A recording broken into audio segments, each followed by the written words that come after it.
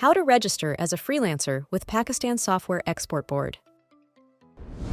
Go to techdestination.com, click on Registration, choose Freelancer option. Enter a valid email address. Enter valid CNIC, valid contact number. Enter some of shown in CAPTCHA and click on Register to proceed further. A verification code is sent on your email. Check your email and enter the OTP code. Verify. Enter your password. Confirm your password. Log into your account by using registered email and password. Click here to complete registration. Enter your full name. Enter your date of birth. Enter your complete address. Enter your gender, city, CNIC, and cell number. Enter your education level, number of clients, and certificated if any.